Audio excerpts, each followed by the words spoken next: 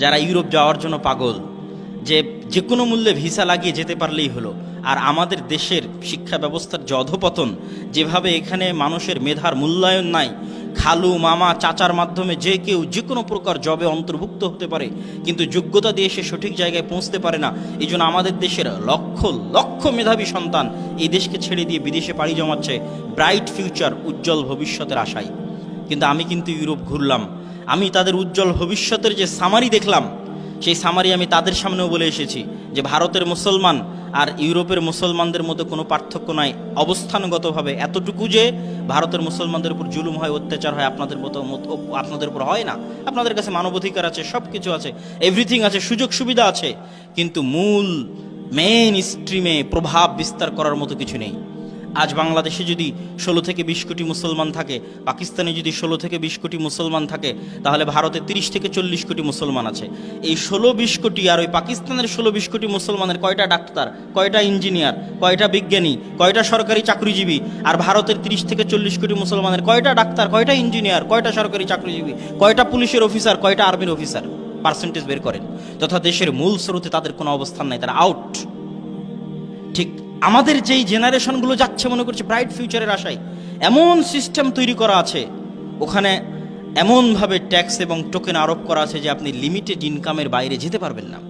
এবং লিমিটেড ইনকামের বাইরে যেতে না পারার কারণে স্কিল ভিত্তিক জব, বিশেষ করে ভারত, বাংলাদেশ, পাকিস্তান থেকে যারা গেছে তারা করে না।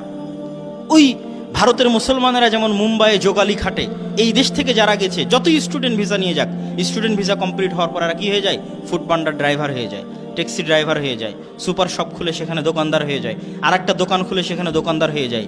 এটা হচ্ছে 80% এবং 90%। এবং তাদের পরবর্তী জেনারেশন এমনভাবে সিস্টেম, আমি বললাম যে তাদের ইসলামী রাষ্ট্রের একটা অংশ তারা বাস্তবায়ন করেছে, পূর্ণ নয়। এমন সিস্টেম যে গ্রাজুয়েশন করতে আপনি পারবেন না, গ্রাজুয়েশন করতে হলে যে পরিমাণ টাকা লাগবে আপনি ওই পরিমাণ টাকা দিতে পারবেন না, আপনার বাপ দিতে পারবে না। আপনাকে গভর্নমেন্টের কাছ থেকে লোন নিয়ে দেন আপনাকে গ্রাজুয়েশন করতে হবে এবং সারা জীবন এটা পরিশোধ করতে হবে। সারা জীবন যদি ইনকাম করেন একটা বাড়ি কেনার মতো টাকা উপার্জন করতে পারবেন না।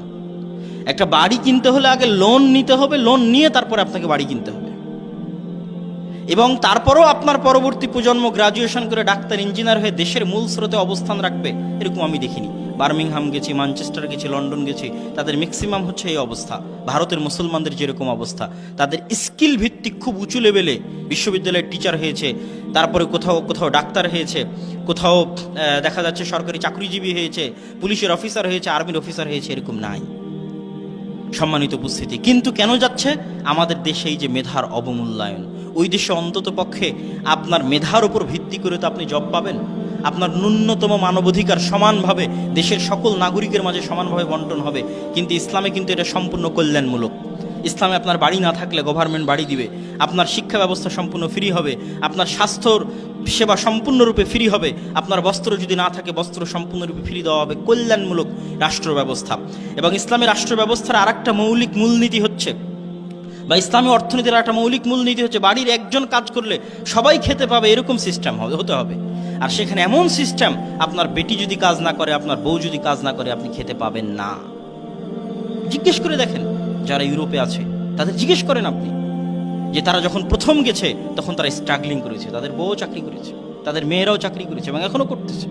সবাই মিলে চাকরি করলে দেন একটা ফ্যামিলি চলতে পারবে।